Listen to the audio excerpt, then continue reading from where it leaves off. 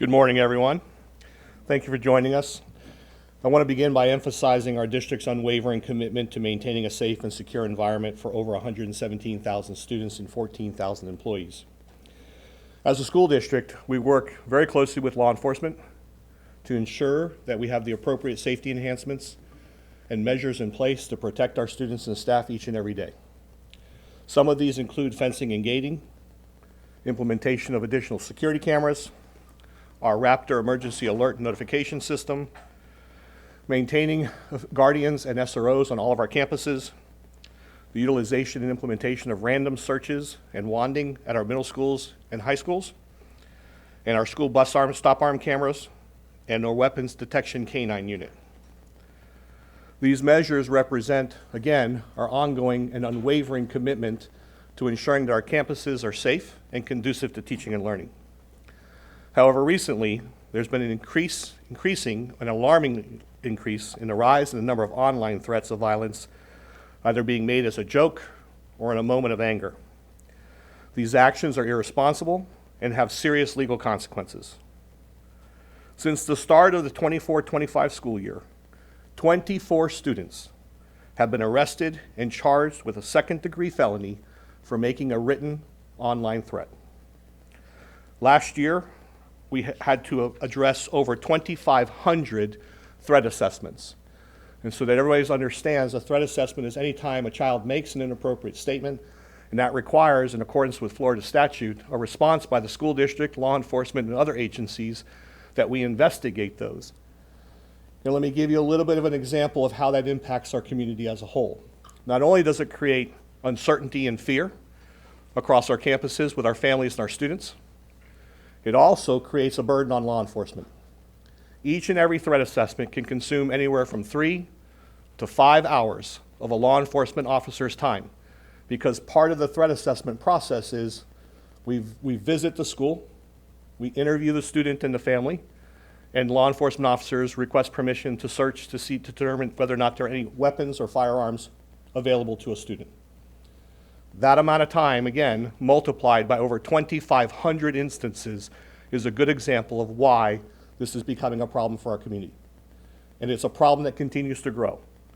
There's no secret that over the last few weeks, we've seen an incredible increase in the number of these types of threats being posted, and each media outlet across the state continues to document how school districts are responding to ensure, again, that our students are safe, our campuses are secure, and our families can feel secure knowing that their students are being taken care of each and every day.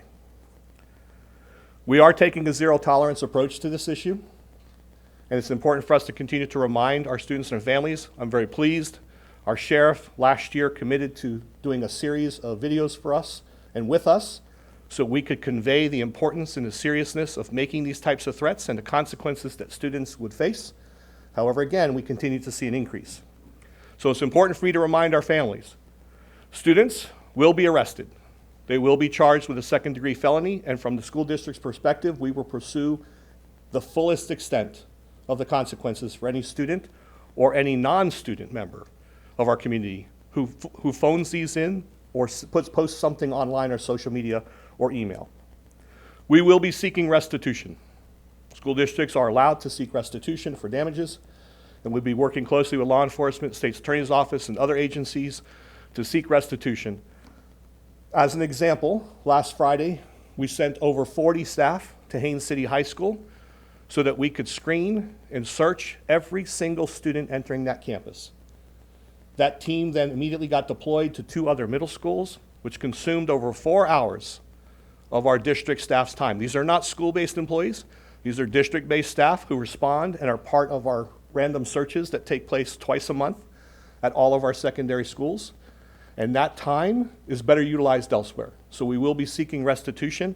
Those cost estimates range anywhere from $2,500 to over $5,000. And that will be something that we continue to pursue.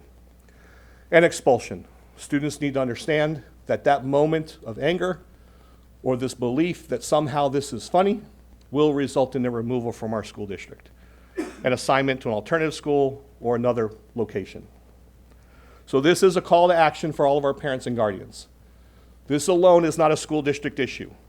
We work very closely to educate our students on the appropriateness and the utilization of social media, but this is also a partnership. So I am pleading with our families to have honest and lengthy conversations with their children about the seriousness of this issue and the potential consequences that not only will the child face, but the family could face financially. And so at this time, I'd be happy to turn it over to our sheriff. Thank you. Thank you, Mr. Hyde. First and foremost, I want to thank this school board and our superintendent, Mr. Hyde, for their response to keeping kids safe. You have to have a safe environment to have a learning environment, and that exists in Polk County. And I sat on the Marjorie Stoneman Douglas Commission. We did a deep dive into why that event occurred. I've studied all of the shootings across the United States. There's a common thread. Words matter. There were signs in advance of all of these shootings, and people ignored them. Schools ignored them. Teachers ignored them. Parents ignored them. Law enforcement ignored them. And occasionally they end up with an active shooter. So my question has always been, well, if you want to ignore them until it's real, tell me which one is real. This school system said, listen, our children are going to be safe. As a result of that, when you look at the size of the school district, there's about 13,000 employees here at the school district. There is in the neighborhood of 120, 125,000 kids that come to school every day. When school takes in, this is the single largest city in the county. And I praise the wisdom of the school board that said, hey, we're going to have a unified school response and a unified law enforcement response. So let me make it clear, we've had 28 days of school so far, and we've already had to arrest 24 students for written threats to kill, or written threats to shoot up a school, or written threats to place bombs. That is absolutely, unequivocally unacceptable. And it's disruptive. Now, I always have a few parents or a few people go, oh, it's overreaction. Okay, Einstein, you tell me which is for real. And when you're perfect with your assumption and presumption and statements that, oh, all of this is fake, but I'll let you know when the real one is, then we'll stand down. But we're not going to let our children be in harm's way at school. And we are making it abundantly clear that we're holding those accountable. Now, let me take this a step further. It's not just the kids at school. You'll be disappointed if I didn't have a card. This is Antonio Stansel. He's 30 years of age. Last week, he called the Lakeland Police Department and said, somebody stole my AirPods and my firearm from my car overnight. So the police department, doing what they should, started pinging the AirPods, and guess where they pinged? At Kathleen High School, at the bus loop. So now we've got the whole school on heightened security because we've got what we believe is a student that's committed a burglary, stolen AirPods, stolen a firearm, and is now at the school with a gun. We locked down 3 buses. We put the school on security. As Mr. Hyde talked to, staff went there and the search was on. We found the kid. He looked us in the eye and go, I broke into the car and I took the AirPods, but I swear to you, there was no gun in the car. The normal response is, yes, sure. Where's the gun? And the search went on. I swear to you, there's no gun. Well, there was no gun. Einstein here reported the gun stolen almost a month ago in Hillsborough County. And when we ask him, why do you realize what you've done, how you've disrupted the school? He said, well, why did you say that after you've already reported it stolen? He said, I thought I'd get a better police response if I told you that. Well, he got a response all right. He got a set of handcuffs and a trip to the county jail, but he still scared school staff and students, and it's totally inappropriate. So we have to work together. Our school system is doing the right thing. We accept words. They matter. We'll do a thorough and quick investigation. I thank the news media for being restrained in not reporting on all 355 anonymous tips we've had this year or every arrest of a student, because that's not necessary. But the reality of it is that we're serious about keeping kids safe and creating a safe environment so when kids go to school, we're not going to have an environment like Fort Knox where they're not safe, they feel like they're locked up. We're going to have a safe, warm, fun learning environment, but we're going to be dead serious about anyone who threatens to shoot or kill another person. Okay, thank you very much. Chair, quick question. Yes, sir. There was another story about an 11-year-old that was arrested who was, the picture was shown and he was perk walked and they released it. Are you willing to show the mug shot and perk walk these kids and we can show it when they do these things? Here's what I know. Sheriff Chitwood over in Volusia County has experienced like we have, an incredible growth of information. Well, part of it is Fortify Florida, which we're thankful that we have the system where people can report. He became frustrated and he perp walked an 11-year-old. You know, I'll never say never, but the reality is that when it comes to children that I show their pictures, I want to make sure that they're extremely dangerous kids. So people say, ooh, they're extremely dangerous kid. So, not some knucklehead who committed a second-degree felony, but he's just banging on the computer and thinks it's cool at the time. So I don't rule that out. I applaud Sheriff Chitwood for making an example of the person he had to make an example of. But I'm always, believe it or not, even though I show pictures every day, we are restrained in whose picture we show and who just needs to be dealt with by the system. But we're asking now on every one of these cases for investigative costs. So not only are you going to have to deal with the school district and their authority, you're also going to have to deal with the criminal justice system. And we're asking for restitution for all of the costs to investigate these cases. So it's one of these things like, you know, seller beware. You sell us a threat, you're not only going to get felony charges, but mom and dad are going to get hefty bills. And it's in the thousands of dollars when all of this response occurs. So mom and dads, I have some ideas. First and foremost, when you put your kid to bed at night and you need to be there and put them to bed, take their cell phone into your bedroom. When you send it to school, tell them put it in your backpack and don't take it out unless you have a personal emergency. And whatever you do, never, ever, ever, ever text, email, go on social media and make any kind of threat at all. It will get you arrested before quick. Sheriff, you talked about how this is a rising phenomenon. Have you heard from others, maybe you mentioned Volusia County?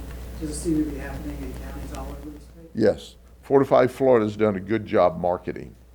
So it's going up all over the county. And I would suggest, I haven't queried every county, but the sheriffs I've talked to, we're seeing an increase this year.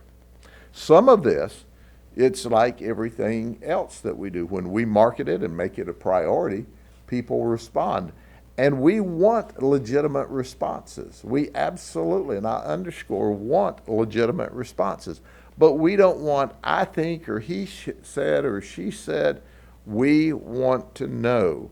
And if someone types out a threat, I'm bringing a gun to school tomorrow, we want to hear that.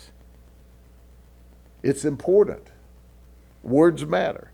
But what we don't want is kids chattering back and forth and another kid saying, well, it turns out they were talking about a game they were playing online. Had nothing to do with the school, nothing to do with a real threat. We've got to check them all out. But words matter, and what you type on social media never goes away. It's there forever. Sheriff, it seems like there was a national post that was sent out right at the beginning of the school year across the country. Kind of sort of got this ball rolling. I mean, We end up with these Tik Tok challenges. Well, we'll TikTok you to jail if you follow those challenges. That's the bottom line to it. But that's what happens. It goes out as a TikTok challenge, or it's cool, or somebody does a rap video and challenges and do this and do that. Well, the overwhelming majority of the kids go, well, that's nuts and I'm not going to do it. But a few of the kids say, I'm nuts and I'm going to do it. And then we're going to arrest them. Sheriff, what sort of jail time do they face for these threats? They're juveniles, and they will go into the juvenile system. Depending on the validity of it, we can work with the state attorney's office and have them waived to adult court. But I underscore that's not normally what we do with these kinds of cases. We keep them in the juvenile system, and they can be kept in programs. They can receive probations and have to respond with different when they refer to putting them in a program, they're talking about locking them up. So there can be out of lockup programs. And the whole goal of this is to educate in advance, but hold them absolutely responsible. Now, I have to tell you, I believe the system's working. We're not getting a lot of people that are texting the second tip to shoot. And if we do, that gets more serious. But we've got to check, because in every school shooter, there were signs in advance that people ignored. This school district is not going to ignore them. We praise our school board members and our superintendent because we take them all seriously. When you arrested these 24 kids, how did their parents react? I don't know because I wasn't there, but I hope they reacted with the seriousness that they should have. If they didn't, then, and this conduct continues, not only are the students responsible, but there does get to be a line where the parents are responsible for child neglect and not paying attention to their children. And you can be sure that we'll hold the parents accountable according to law in every instance where we can. If you don't manage your child, we're going to manage your child and you. It's your choice. Sheriff, 24 students just seems so high. It's a shocking number. What's your reaction to 24 students? Is that? Well, when you consider that all of last year we had 42, which is 42 too many, and in 28 days we've had 24, that's why we're all standing up here today, because we can't have any more of that. Sheriff, of those 24 arrests, can you give us a sense of how they were detected? Were they mostly? Fortify Florida had most of them. Kids responded, for which we applaud them and said, hey, I saw this threat to shoot up the school, shoot someone, and the variety of the written threat, it depends on who they're mad at, whether it's the teacher, just the school in general, another kid at school, but it will get you arrested and charged with a second-degree felony. Let me repeat what the superintendent said, there's zero tolerance for that. Were any of these phone calls, or were they all? These were the ones that were written. And I'm sorry, Fortify Florida is where you can report? Yes. Okay. Okay? Mr. Superintendent? Hyde. Go ahead. Mr. Hyde, are you doing anything to communicate to parents to try to get them to talk to their children about this? Yeah, so this went out in our back-to-school memo as well, but this memo and this letter went out to all of our parents and guardians yesterday at noon, so they'd have more than enough time to review that. We sent it out in multiple languages, and the reason for today's press conference, and we're very appreciative of everyone who's here, is the message has to get out. And so we're trying to get this communication out through every possible venue so that parents can be well informed and understand that they're part of this. They're part of the solution to this issue. And we're asking them to assist us further. Superintendent, I'm curious about your perspective. I think people see this 24 arrests and say, what is going on? So from your perspective, as somebody who's in the school district every day, what do you think is going on? I think, unfortunately, many of our students believe that social media is an appropriate place for them to try to garner attention. We are very fortunate that to date we have been able to disqualify all of these threats. As the sheriff put it, we investigate and we complete more threat assessments than several others do because we do not diminish the expectation. We investigate everything, even if it's just a comment expressed on a playground at an elementary school. We never know. And it's unfortunate that the news constantly reports, I think Orange County yesterday had a handgun brought to school by an elementary student. And that's the unfortunate reality. And so we want to be responsive. As a parent of a student here in Polk County Public Schools, I believe that perspective puts me in a unique position that not only am I responding as the district's lead educator, but I'm responding as a parent. And I would want every parent in our school district to understand how seriously we take this. But unfortunately for many of our students, there's a FOMO aspect to this, fear of missing out.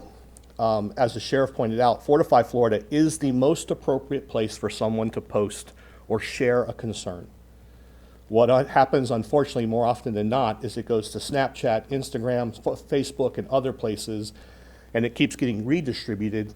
So even though we're able to dispel it as a rumor or a myth, it keeps circulating, so it keeps that frustration, that tension building in the community, and so we're forced to respond differently. And the sheriff talked about the legal ramifications for these kids. So what happens on the school side?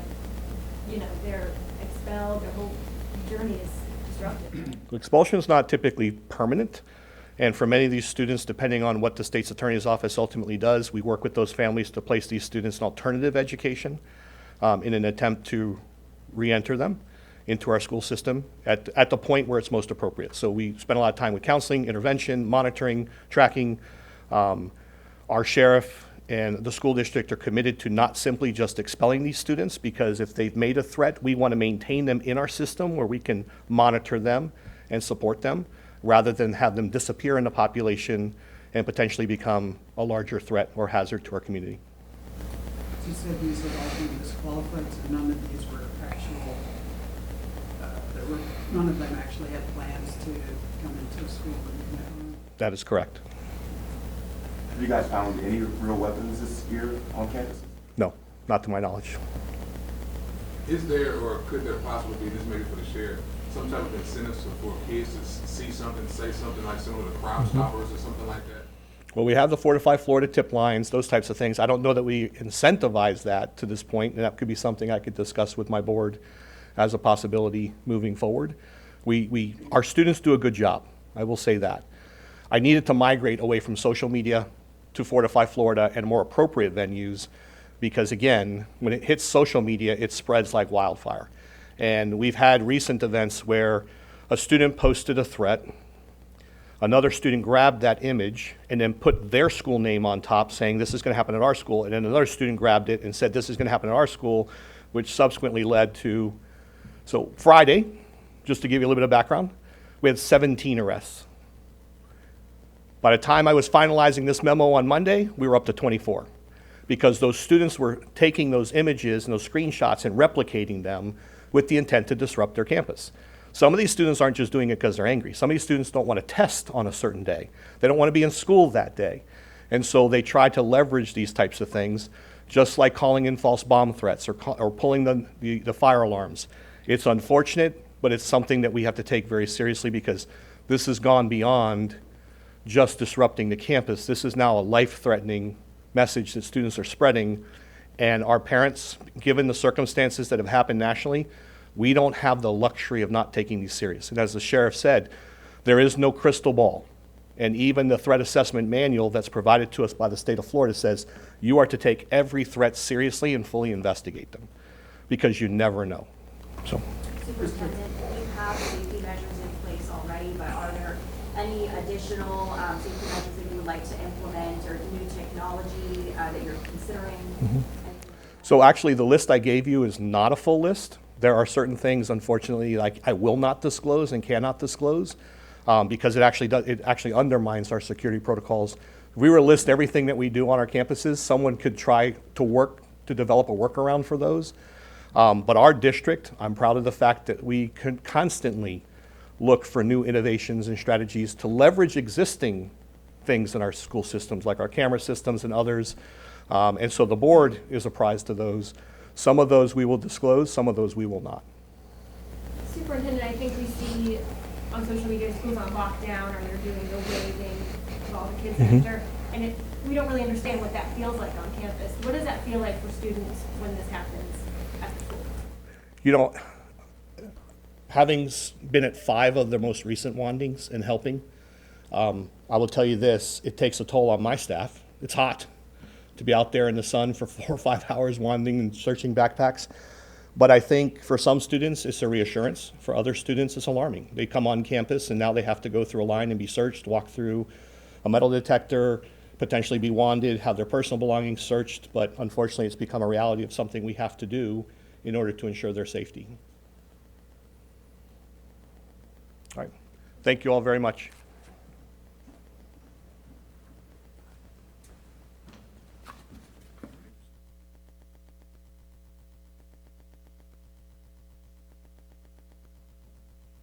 If you're an adult, it would be a 15-year minimum mandatory. As a child, instead of third degree is the lowest felony, second degree is the next level, then first degree, then life felonies. It is very serious. If you were an adult and made that threat, you would be subject to up to 15 years in state prison. That's how. But these students, you saying how much time? With the students, they are arrested. They go to DJJ, and they are sent to. They can be sent to programs, which would be a lockup. It's certainly not even till their 19th birthday, at most. But usually it's counseling, and it's probation, and it's accountability and responsibility systems and processes. So to this point, we've not asked for any of them to be waived to adult court. But at the end of the day, this is serious, serious, serious. And I would much rather be standing here talking about this today than you saying, Sheriff, school board, superintendent, you did nothing, and this kid's been sending messages for months, and now he's brought a gun to school and shot the school or shot up a kid at school.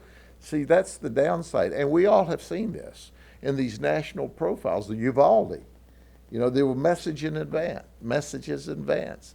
Columbine, they blasted messages on in advance on Columbine and on Sandy Hook and on our own shooting in Parkland. There were messages blasted, and everybody ignored it. We are not ignoring it. We can't ignore it. And you don't want us to, and the parents don't want us to. Okay? Thank you very much.